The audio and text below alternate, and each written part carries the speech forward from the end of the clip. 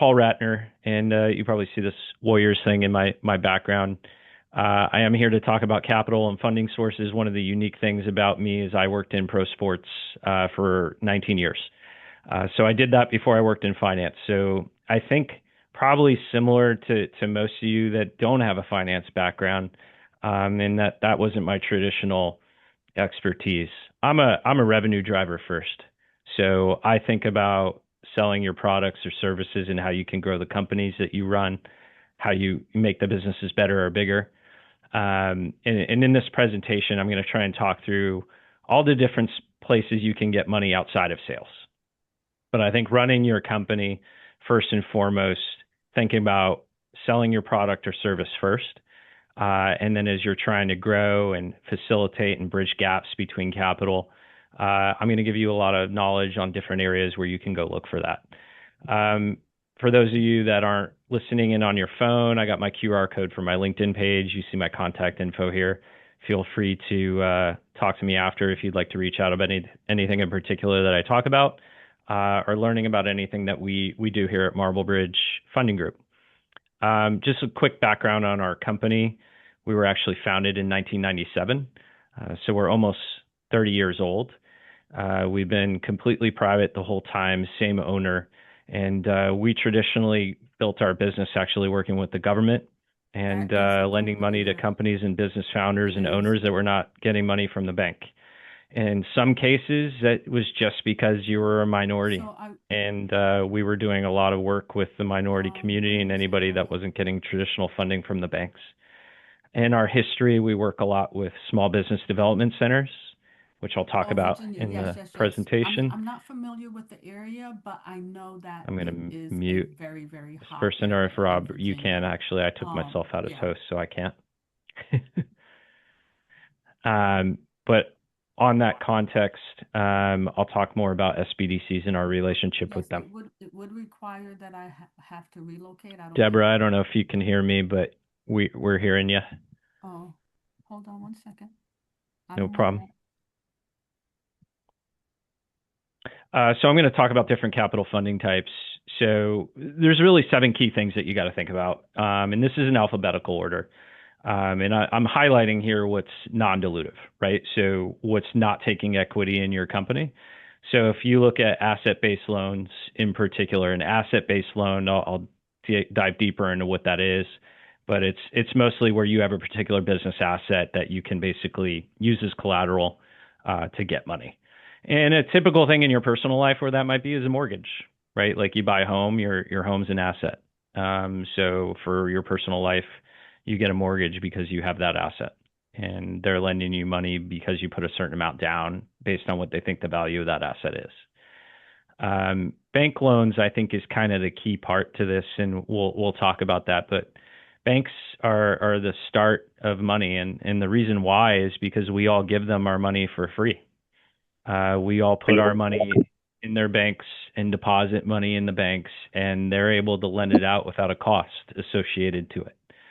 And that's why the money is going to be cheapest there. And they get to work with various government organizations because they comply with government regulations. And they offer a lot of these products that I kind of list here: term loans, lines of credit, asset-based lines. They do loans with the SBA. There's an organization called iBank. There's Exim Bank. Exim Banks for selling internationally. So I can talk about those a little more a bit later too. Another one you should know is CDFIs. That stands for Community Development Financial Institutions. Me being in California, I know more about the ones in California than I do in other states, but every state has them. They are government nonprofit lenders. So a lot of cases, they do rely on government funding and government processes, but sometimes a lot of banks are helping with their funding as well. But they're traditionally someone that can lend you money when a bank won't.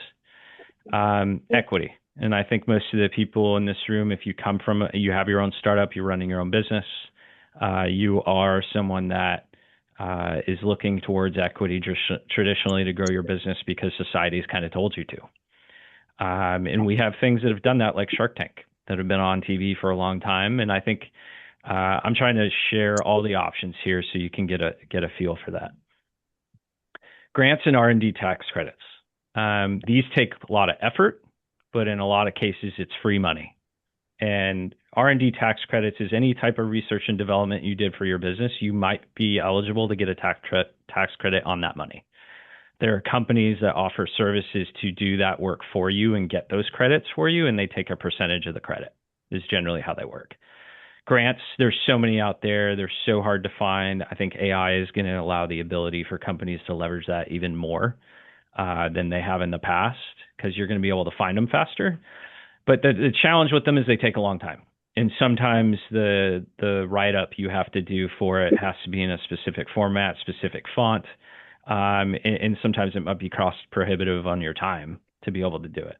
In some cases, they have specific requirements based on what your business needs to be doing or a service you need to provide, and then they could claw the money back.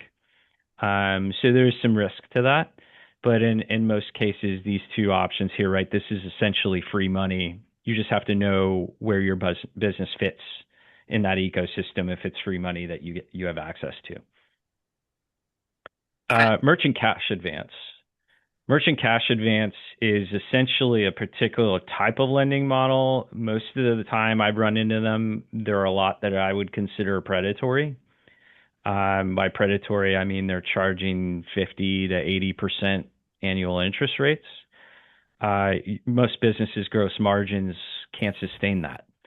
But there are some that do it, and their interest rates aren't that crazy.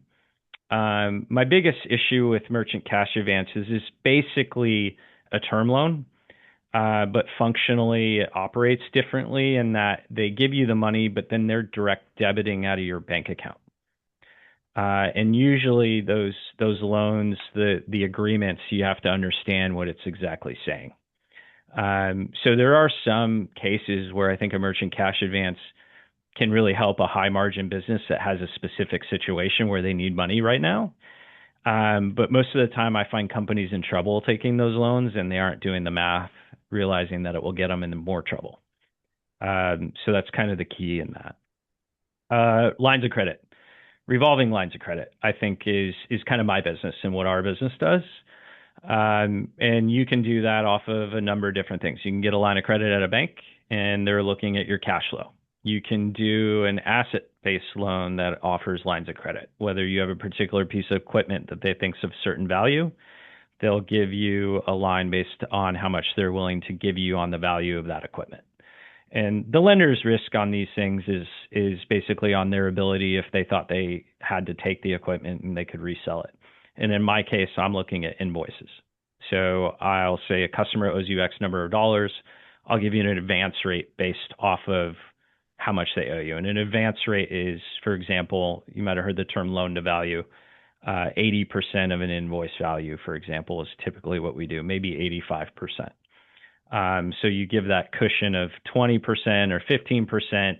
One, in case there's a problem with the invoice, the client pays them less, and then it gives room to pay the interest cost of the money that was borrowed. And don't worry, the interest cost is not usually 20% of the invoice amount. So diving deeper in bank loans, I think, again, I tell you that they are probably the key, right? And different banks operate in various different ways. There's the biggest banks, your top 5 banks. They are probably going to be more stringent on who they're going to lend money to or who they're going to underwrite for. And they're big for a reason. They're taking less risk. And then at the same time, they have maybe bigger clients, bigger businesses. And we talk about enterprise commercial clients. I'm hearing a loud fan from somebody, if you know who you are. If you can mute. Thank you. And then for community banks are usually the ones that will do more smaller business loans, take on higher risk, maybe have some unique product offerings. And bigger banks have a lot of unique product offerings, but they generally have a higher minimum borrowing requirement for them to make it worth it.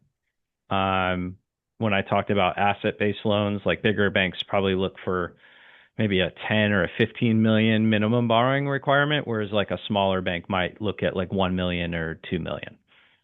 And then the other part about banks is they're generally non-dilutive. Some offer venture debt, and that has some dilution to it, but it's minimal. And it allows somebody to combine more capital into a round of fundraising they just did, but it allows them to give up less equity. And I think this is generally where people should start. And if you don't have any revenue, the bank's probably not going to be your partner. And that's why they're generally going to equity or venture capital. Anybody have any questions on this? Okay. Asset-based loans. So there's various types of asset-based loans. So real estate, equipment, AR, which is invoices, and then there's also inventory. Inventory is probably the hardest one to lend against. The person lending against or the company lending against inventory is traditionally looking at, okay, if I give them this money and I don't get paid back, I have this inventory. Am I going to be able to liquidate it? So that's the one that's difficult. Real estate is probably one of the easiest. You probably heard the term hard money lender. A hard money lender is someone that does this and they lend against real estate or equipment. And I think there's a negative connotation to that, but although I'm an asset-based lender, I'm lending against paper, so I'm a soft money lender, so to speak, because I don't take a physical asset. But that's part of what this asset-based loan business is. Whereas if you get a standard term loan or a bank line of credit, they're looking at cash flow. They're looking at how much revenue are you generating? Are people paying you? Are you profitable? And typically a bank, and going back to that piece, a bank is going to require you to be profitable, have a 680 credit score, and be in business at least 2 years. So if you don't have those three things, typically a bank can't do it. And that's something where a firm like mine or an asset-based lender could potentially be a partner. And then the minimum borrowing requirements comes into play if you're that business that's less than 2 years in business. Revolving lines of credits. Now, this is just the functionality of understanding what your business needs. So if you are taking a term loan, I generally recommend doing that if you have a specific high-level cost that's a one-time thing. So you had to start renting an office and there was a down payment. You had to buy a piece of equipment. You had to pay a bonus. You had a huge upfront cost on a one-time item. That's what I would use a term loan for. Revolving lines of credit are traditionally for cash flow, meaning that it's an expense that you're going to occur on a regular basis. So whatever it costs you to sell your product or service, that is generally, if you need money to cover those payments, that is generally why you need a line of credit, because you should have to pay something to sell it. And then when you get paid, you can get your money back and pay back the lender. So that's where this up down in terms of borrowing capital works in a revolving line of credit. Whereas if you have a term loan, you are paying interest on that money every day. So again, using the mortgage example, because I'm assuming most people have experience with that, you're paying interest on your mortgage every day, but you bought one physical asset, one-time purchase. Whereas if you're selling something, you have to buy more every time. So you need to have something that gives you variance and allows you to pay interest when you need it, but also be able to give it back when you don't. Merchant cash advance, again, is generally short-term, high cost. And I'll give you guys a specific example of what a merchant cash advance would look like. And this is a predatory example. Say that you're going to end up paying back $600,000. They might give you $480,000, and then you have to start paying that $600,000 weekly over the next 28 weeks. Rough math in my head, that's like 50-60% interest, I think. So it's extremely high interest, but you're getting that $480,000 immediately for whatever you need it for. So if you had to do this for whatever reason, you better make a very high profit margin on whatever you needed that money for. Because they start taking the money immediately. So when they start taking it immediately, you're going to need to be able to deal with the fact that once you're halfway through your payments, you should be back to where you started, and then you still owe them money. So hopefully you made a very high margin on whatever you're selling, talking to 80-90%. If you're going to pay 50-60% interest, you better make a lot more than that. And I think a lot of people don't do that math. They're thinking more immediate, like, hey, I need this money or I'm going to have a problem. And the reason why this happens is their credit qualifications are easy. These are a lot of the advertisements you'll see: get money fast, 48 hours, 24 hours. They'll give you the money quick. Sometimes I run into companies that do these and their terms are more reasonable. What's interesting about that, it might be okay to do that deal. But the problem is these businesses, if their credit process is 24 hours or 48 hours and they don't really look at your business, they probably go out of business because a lot of people can't pay them back. And that's the thing that you need to think about in lending. And this is also, again, why banks are safe, or companies that have been around a long time. That's why I stress we've been around since 1997. They got to show they know what they're doing. Because the worst thing that could happen is you're relying on money from somebody that's been in business for only a handful of years, and you see that they're not evaluating their credit very well. All of a sudden, they told you you have the line, but then they don't have any money. So that's what happens in this space a lot. And our company's seen it a number of times. We have businesses that disrupt us and might do it easier, might make it easier for you to come and get the money than I might make it for you. But then at the end of the day, they may not be there when you need them. So sometimes the price isn't the most important thing. Generally, when you go to a bank, pretty likely they're going to be there. CDFIs. So community development financial institutions, mostly term loans. But again, their process less stringent than a bank. They are a nonprofit, so their credit policies easier. When working with a CDFI, some typical examples, the ones that I work with in California, they might get 150 applications in a month. So there's not going to be a lot of advisory coming in these conversations sometimes. There are a lot of people that are just doing the underwriting that you might interface with, and then they get it through and you get approved or you don't, if you meet the specific qualifications of that institution. Typically, I've seen the loan amounts on these anywhere from 25K to 500K in California. Some of the requirements are you have to be profitable. Some of them are you just need to be a registered business in California for a year and have one tax return. So going back to that bank example, that's much less stringent than what a bank would be.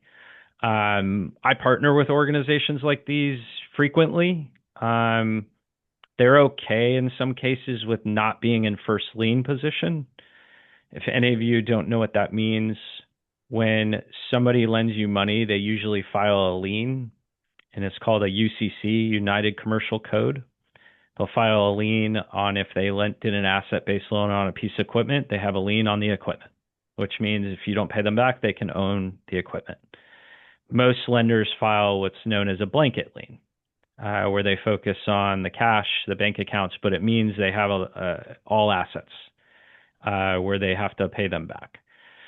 CDFIs are willing to lend money in some cases when there's another lender already in place that's in first position, meaning that lender gets paid back first, they get paid back second. Why this matters is there might be a scenario where a business needs to do a sale, run an order, buy goods, but they don't have enough money to do the first order. So the CDFI could give them money to do the first order, and then a company like mine could give them the working capital to do the next one. So that's an example of how I would partner with a CDFI. I know a lot of this is financial talk, so I'm trying to make sure everybody understands what I'm saying. So again, feel free to ask questions if I'm confusing you, and you can put it in the chat, and I can go back to readdress something. So I see someone raising their hand. Go ahead. Manwari, go ahead and ask a question. Hey, Paul, thanks. Just wanted to ask a quick question about this. So can stocks and bond be used for asset-based lending? Yes. Can a bond be? Stocks and bonds, yeah. It's a good question. They would view that as like secondary collateral. It's not typically an asset-based lending. You might get that from like a private bank. right? So like a private bank might say, well, this individual has 10 million in stocks and bonds with me, so I'll give them a personal line of credit of 6 million. So, and I would consider that close to being a cash secured loan. Um, so that's an example of where a community bank or a really smart banker would say, if I see you have a retirement account cash, if you're willing to withdraw that and use that as a cash secured loan, I'll give you a line of credit against that money. So they may make you sell it. I wouldn't consider that. It's not technically called an asset-based loan, but it would be a cash secured loan. Okay, cash secured loan. Okay, thank you. Yep. Appreciate it. Paul, yes, I will go back to my top slide at the end of the presentation where I have my contact info. I'll do that when I finish. Thank you. Yeah, you bet. So equity, right? Look, equity is generally where you can get the largest sum of capital, and you don't have a collateral requirement. They don't have recourse. You all probably heard the term OPM, other people's money. That's why this is so interesting for a business founder, right? Like it's less risk in the sense that you're not going to lose anything personally, any assets, and you're going to get somebody else's money that, in some sense of the word, is taking a risk and almost thinking they're going to lose on some of their risks. They're also expecting a high return, and to a certain point, if you grow your company through equity, you eventually can lose control of the company. I had an interesting conversation with a business that was close to profitability and wanted to use our services, but they had taken almost 25 million in equity, and they were only about 5 million in revenue. So if you think about that ratio in math, the founder was no longer running the company. So when he was coming to me to talk about using our services, he didn't have the decision-making power anymore.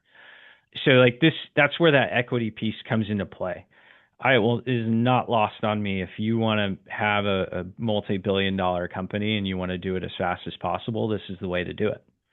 And if you want to get bigger faster, equity is the way to do it, because you can get a lot of money really quick. But you're required to grow, and you're required to grow fast. So sometimes if you're not ready for that, and you don't have the experience doing it or the knowledge to know how to grow it the right way, it can be tough. And then eventually, if they figure out, the people investing, that you don't know how to do it the right way, you can lose control. But I think that's the beauty of taking a risk to making a massive company. I'm not against equity in any sense of the word, but I do run into a lot of people that are looking for equity when they're selling something that doesn't really have intellectual property. And what I mean by that is that you're not doing anything special versus somebody else in the market. So the question always becomes like, why are you going to be so much bigger and better? So you got to know the answer to that question. And I think as a founder, that's something I would always think about. And I speak to this, and I will tell you out front, I've never founded my own company. I've never run my own company, but I have grown a sales group from 1 million to 130 million, which feels like a startup in its own sense. But I think growth at massive scale, you have to get money quickly. You have to have people willing to put money in. And I think like the biggest benefits too, the expertise that you get from some of these investors, angel investors, friends and family, some of them really want to get involved. You might find somebody that gives, a $25,000 check when you're trying to raise $1 million, but then they introduce you to a bunch of people. Those are some of the most invaluable resources you can find. Somebody that believes in you, believes in your product. That's almost the best equity, right? Where somebody will get their hands dirty a little bit and help you sell. Going back to what I said at the beginning. Grants, R&D tax credits. There's some cool companies in this space. And I think it's ever changing. There's one based out in Sacramento called Open Grants, which is using AI. They allow you to do kind of high level free searches. I think there's another company called OmniSync that's based in San Diego, where you can pay them as a service, and they use artificial intelligence to search for grants. R&D tax credits. There's a lot of companies that do this. There's CPA firms that do it. There's some that I think the company in Sacramento, Folsom, I think they're called tax incentives. I can go back and look at that if any of you want to know. But they are just purely getting you R&D tax credits, and that's all they do. They will come in there, they'll find out how much you're owed, and they'll figure it out for you. And they specialize in that. I'm going to dig a little deeper into what our firm does. So this part of the presentation is going to talk about the problem that I'm essentially trying to solve when a company's bringing me in. I think generally you go into business and you think, much like if you just owned like a restaurant, right? Like I make something, I sell it, I get the money immediately.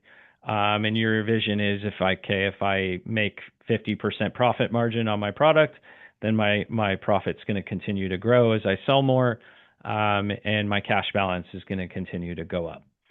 And the reality is, if you're selling to businesses, this is generally how it goes. And the reason why is just the fact that the gap between how much it costs you to make or sell whatever you're selling or serve the service you're doing. And a lot of you might be in technology. You just have a small payment. You should have high margins, but then you have to hire people. And then the person or company you're selling to, they end up having terms.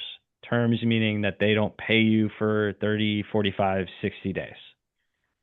So although you might be profitable, you will have a negative cash flow because you're trying to catch up with having to deal with the growth of paying more to sell more, and the money's not coming in. And it's not coming in because of that 30, 45, 60-day gap. And I think the key considerations any business owner needs to think about, give you a quick story. There's a business owner I've been talking to since he started his company a little over a year. And they're in the clean tech space, and they got $1 million contract in his first 2 months. And his margin on it was like 60%. So he's going to make 600,000 on the million. Problem was he had to put the almost 300K out up front before he got the million. And his client was the government, and the government paid really slow. Like I think it was almost 3 months until he actually got paid. So he had to figure out a way of how to do that. And this founder is very ambitious, and he's comes from a sales background.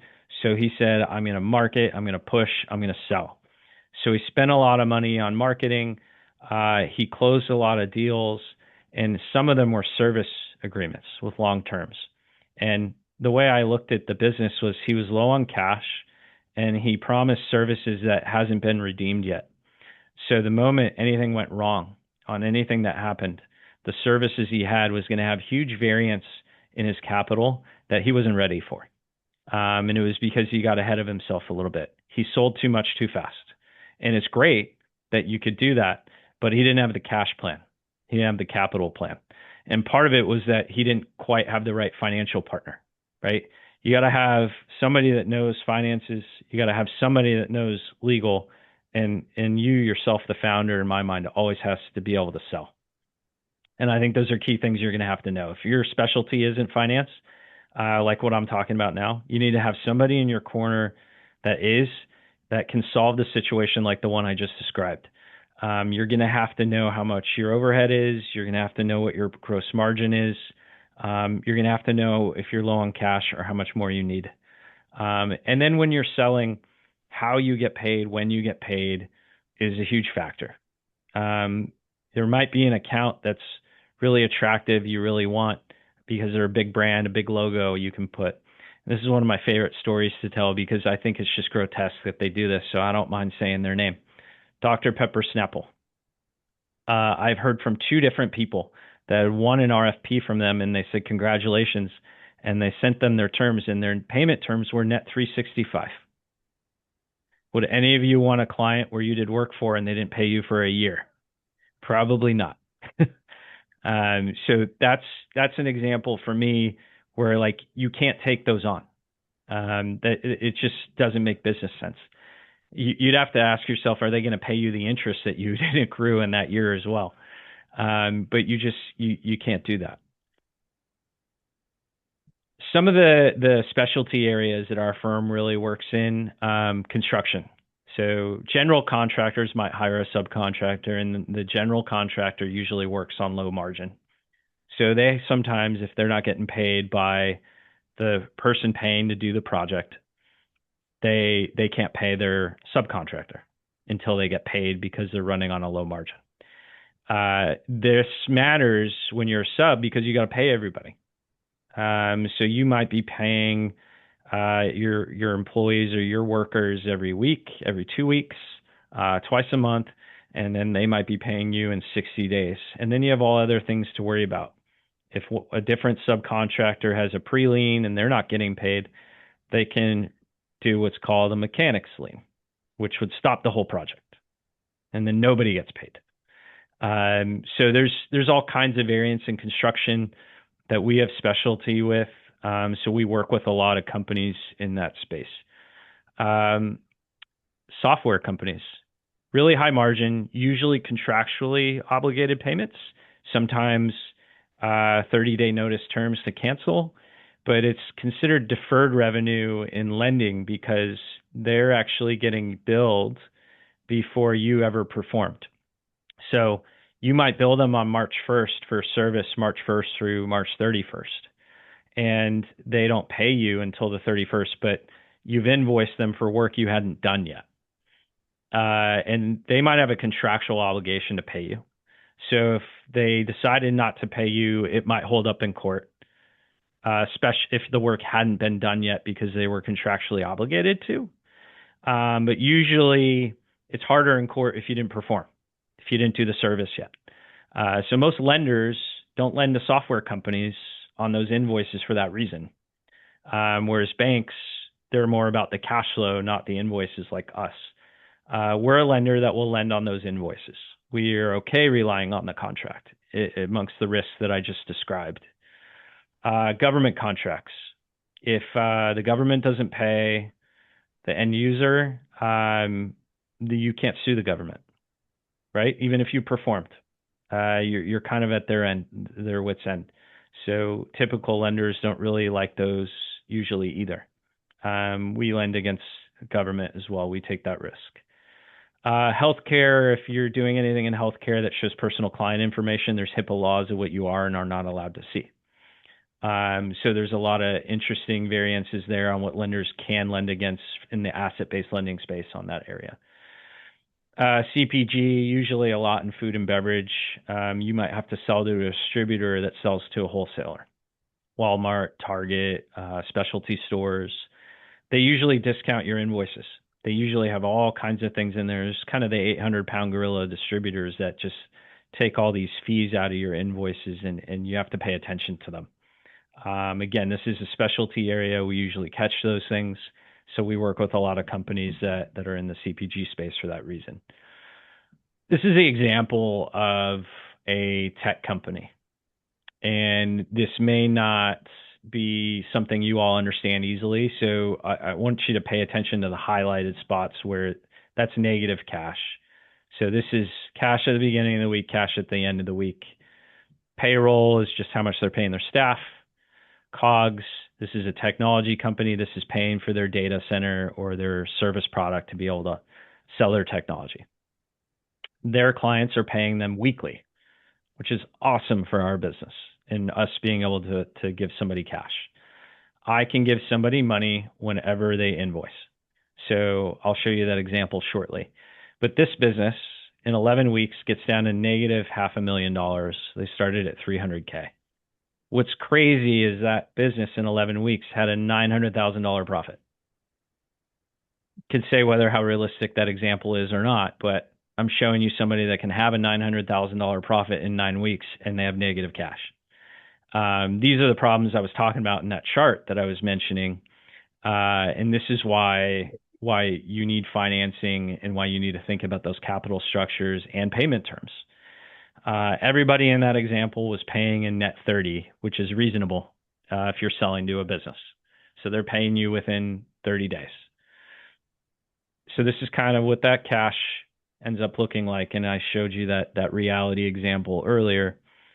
This is with our services in that same example. So if I'm funding on every invoice here, when they need to cover cash flow gaps. And you see in week 3, they don't need me because they don't have a payroll payment or they don't have to pay for any costs of goods. So then they need me the next week. Over this 9-week period, we've given over time about $1.2 million, and our total interest rate fees on that money is $19K in this example. So I think, again, we're higher interest, right? But I think in the context of it, this company couldn't have sold those products without us and not have negative cash flow. They do get to 20K, so it's tight. But in some of those cases, that's where we work with startups. They might have gotten a safe round or a convertible note to be able to bridge this gap in some sense. But a company like this that might be profitable within 6 to 12 months, and they're talking about raising their next round of funding, this is where we fit in the startup world, is I might be able to bridge their gap from one round to the next, so they could extend runway and raise at a higher valuation and show more revenue, or get to profitability before they close on the round. And again, I know we're typically more expensive than a bank, but the idea behind our service is I should allow you to sell more if you have the ability to. And I think if anybody's saying if I had more cash, I could sell more, I love talking to them. And I'm not always the answer, but we dig deep to find out, and we do these models and try and figure it out. But in that same example, I'm showing you kind of the details there. So I gave just under 1.3 million in that example. We charged 19K, covered the cash flow gap. They don't get to negative $500,000. They only get to 20K. And again, I think this is a space, again, I don't think you'd find many lenders outside of us that would do that deal if they are pre-billing in software, as I was describing. So I'm showing you all the example of kind of where our area of expertise, or you could say your ICP, your ideal customer profile, is. So this is, again, a healthier chart, nothing below the zero on where you are with cash. So this is our services. For the gentleman that asked for my contact info, I have it here. I'll go back to the main page where I have my LinkedIn QR code as well. But again, our services will lend money against invoices. And then after you've been a client for a while, if you start getting purchase orders or you have long-term contracts, we will advance funds before they invoice. We have no minimum. We'll do as little as $5,000 in a loan amount. And again, it's a revolving line of credit. We'll go as high as $5 million. We do tend to be quite advisory. I love working with CDFIs because they offer a good product and a need for businesses. But I do think we can do a lot more advisory in helping people decide what is the right capital for you. So we really like doing that, and we pride on our level of experience here. And I stated I come from sports, having 3.5 years of experience in this. The people behind me that I've learned from here have been doing it for almost 3 decades. We have someone in our office that's a CPA. We have people that have experience collecting funds from every company you can think of, and they've paid our clients through us. So we have a lot of experience in this space. I'll go back to this main one for the gentleman that asked for my contact info. How are fees covered in this scenario from disbursement? So I'll go back and explain that, and then I'll go back to my slide. So I'm answering the question here in the chat. So we're advancing 80% on the invoice. We are charging 1% every 15 days on money outstanding. So for this 100,000, every 15 days that was outstanding, I'm charging $1,000. So the 100,000 would come to a lockbox or an operating account for us, our control. We'd take our 80 back, and then I take the 2,000 because it took 30 days to pay out of the remaining 20, and then the 18 would go back to the client. So if they're making a 60% gross margin, now they made instead of 60,000, they made 58 on that specific invoice. So that's kind of how it mechanically works. You'll see here there's a reserve balance. You know how like your checking account, they might require you to have a minimum of like $1,500 or $3,000 to not charge you a monthly fee. We have this reserve basically similar. It's like coverage. It's their money, but it's basically making sure that there's a buffer if somebody pays later than expected. They discount the invoices. So that's what this reserve number is. Lenore, let me know if I didn't answer your question. No, it's all good. Okay. I'll scroll back up to this page. But anybody that has any questions, feel free, put in the chat, or you can go off mute and ask. I know we have time for an hour. I try to generally keep this where I have some questions at the end. Hey, Paul, I got a question. Sure. You mentioned about Sacramento, some programs, right? I'm actually opening up EV charging stations, and you were talking about some programs. I just didn't catch it exactly the names because you went a little too fast. Can you repeat them again? Yeah, what I mentioned in Sacramento, there was an R&D tax credit firm in Folsom. Yeah. Corporate tax incentives, that might be what you're referring to. Yes. Uh-huh. Yeah, I know the firm well.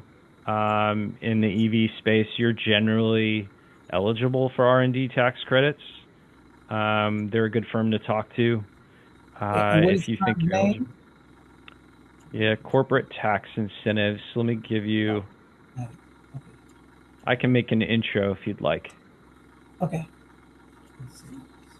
They're CTI for short. Got it. Mm-hmm. And you mentioned a couple of other ones. I think I mentioned CDFIs, which I would say kind of goes towards all of California. But you and I could talk offline a bit more about that. I'm happy to share who I know that might be helpful to you.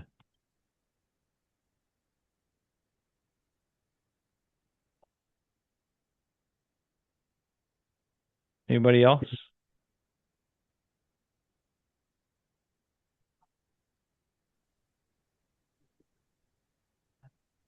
I saw someone else go off mute. I'll give you a minute. Hey, Paul. Thanks for sharing everything today. It was very, very insightful. I didn't know there was more than just equity and loans, so this was great. So Uh, I got so I got a quick question for question you. about I had a question about, oh, sorry, I think someone was going there. I just had a quick question about your services and products in Canada. So yes, I'm fairly familiar with the grant world of things here. I've been applying for a lot of grants for my company. Um, do you offer any services for businesses in Canada, and what are your thoughts on that? Good question. Our firm does not. We're U.S. companies only. I could find someone for you. We could talk about that offline if you'd like to. Perfect. But I think the reason why this matters too, and this is for everybody that's in different states in the United States, what's starting to happen on private commercial lending because of those quote unquote predatory lenders I mentioned before, a lot of states are adopting private state laws for private lenders. California, where I am, actually is probably one of the more stringent. New York and Florida as well. So there's certain states that I just can't lend to a business based on where they are. From where I saw everybody was on the call, generally Texas or west of Texas, we lend to any state except Utah right now. We don't in New York or Florida. I think I saw someone in Atlanta. We don't in Georgia. They have state laws that make it so we can't lend there. But a lot of these state laws, they either require you to be in the state, licensed in the state. They have specific requirements to the loan agreement that you have to comply with. Ours generally complies with California state law.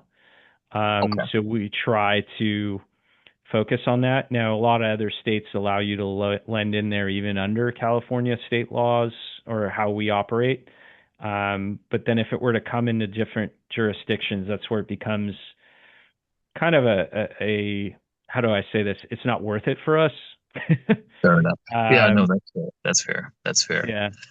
Uh, Um, so, I yeah, Go ahead. yeah. So just a follow-up question to that. Thank you for sharing that. So that's absolutely. I think I sent you a request on LinkedIn just a couple of minutes ago there.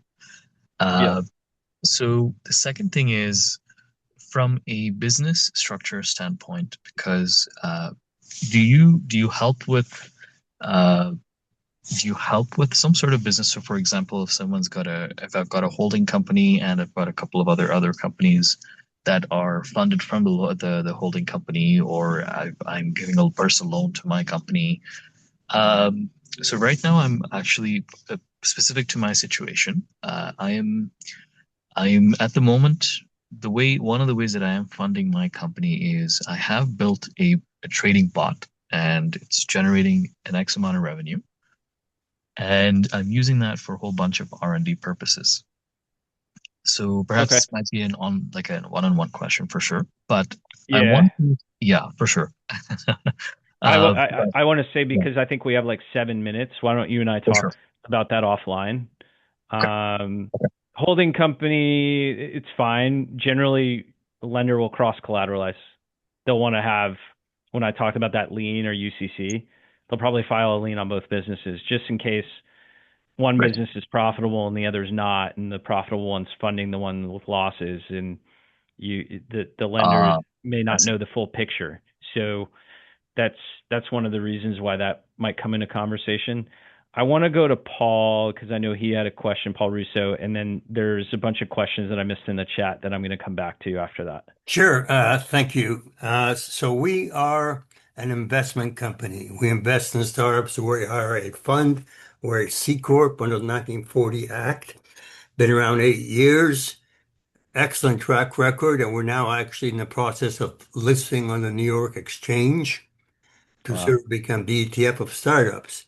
But the IPO costs are fairly material because we have to create a management company and all that stuff. And whenever I try to do a little bridge financing, everyone says, "Oh, you're not an operating company, so we can't lend you." But you mentioned that you do asset-based financing, and our assets are pretty high. Our book value is 20 million. Our We just had the whole company valued at 40 million, and we only want to raise a couple million. Is that something that you would look at? And You need to raise 40 million, you said? uh, no, no, our book value is around 20 million. Our enterprise value is 40 million. We're Got go it. we're going public on New York to raise 50 million, probably by like next 3 months, and we'd like to raise just 2 million. Your assets equity Yeah, essentially well, in these businesses, right? yeah, our assets are, well, I guess either equity or convertible debt or safe. We made 200 investments, US, Canada, Israel, India. Proven model, we've only written off 12% in 8 years, which the bankers find incredible. So it's a great business model, but no one seems to want to lend to an asset-based investment entity, 40 Act, as opposed to an operating company. Yeah, I wouldn't. I'd view that more like private equity, probably, um, than an asset-based deal. Um, and we wouldn't do that. No AR. We'd need AR. Now, if one of your portfolio companies had AR and one of those companies needed it based off of their invoices, that'd be a discussion. Where are you located, Paul? I'm in Los Altos, California, Bay Okay. Area. So I might know some good people for you here. You may know them already. We should talk about that. yeah, in fact, we have three budding unicorns that should have billion-dollar exits this year. One in particular, the last financing was probably around 500 million valuation. They're working on an IPO this year, and they have revenues of close to 100 million a year, and we own a chunk of them. We think just our position in that company is worth probably 5, 6 million. So could we, for example, use that company as collateral? Not with us. No? Maybe with Okay. someone else, but not with us. That wouldn't be something we'd have interest in. Do you know any Um, people who might do that? maybe. Let's talk offline about that one. Okay, sure. Follow up with me for sure. I'm looking at the questions here. So I know we got three minutes left. So I'm going to run through these and then I'll try and go a little over if anybody else has direct questions. So Steve, you mentioned alternate funding not covered. So yeah, credit cards. I think that's a pretty simple one. I think the example of us versus credit cards. Credit cards only give you certain limit amounts. They only do it for over a certain period of time. You usually get capped. Their interest rates typically, if you have to stretch it, can get high. That's a great way to have a line of credit. I think that's an easy option for businesses. They should be leveraging credit cards, especially when they need to on the things they can use credit cards for. My funding's typically for things you can't use credit cards for. Um, and then peer-to-peer lending, yeah. There's a company called the SMBX that's based in San Francisco that I know pretty well. They actually sell bonds for companies, and it's actually really just loans, but it's marketed as bonds, shown as bonds. I think it's pretty creative. I actually found it to be more beneficial for the business than the lender from what I've seen. Pretty cool company. The website's thesmbx.com. I found things when companies are doing GoFundMe, if you want to raise equity, that's usually I've seen that as like the scarlet letter for raising equity. I've heard enough VCs tell me if somebody went and raised money that way, they ended up seeing it as a way where they couldn't raise money, so they did that. I usually find that to be one of those things that's an absolute last resort, but I think you should know that it does penalize you by having that out there in the public that you did that. I don't know the best way to hide that per se if you were to come to it later. Do you fund large revenue generating assets? Yeah, I mean, not physical assets. If it's generating revenue and invoices, we'll fund the invoices, we'll fund the AR. I have to look at it holistically. And I say this too, every day I meet a business that's doing something differently that I've never heard of. So I'm learning every day. Kind of businesses we work with generally, we're pretty industry agnostic. So it's all a matter of how the company gets paid. And I think today, majority of what I see actually is health tech. And I have seen more clean tech than I have normally. And we generally always get a lot of companies that sell to the government and construction. Those two we see a ton of. But we're really agnostic. We will look at any type of business. It's just a matter of, how do you sell what you sell? How long does it take you to produce it? And how do you get paid? That's really the first thing I need to understand. I corrected your email, Clarence. It is P. Ratner, first initial, last name. I do have some accounts where I've had things where my autocorrect made me partner, like you were trying to do there. I went through the geographic limitations.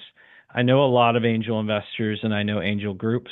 I tend to be pragmatic about my referrals, though. I want my network to respect me. So if I don't think you're a good fit, I won't refer you. So I could talk about it. I have a lunch meeting. My team's telling me to wrap it up. So I'm going to run through these and then I'll come to you guys afterwards if you want to reach out. New York, I don't do. I do have a partner that I refer New York companies to. Our company's headquartered in Walnut Creek. If you all would like to know other things I'm involved in, I am on the board for Turnaround Management Association in Northern California.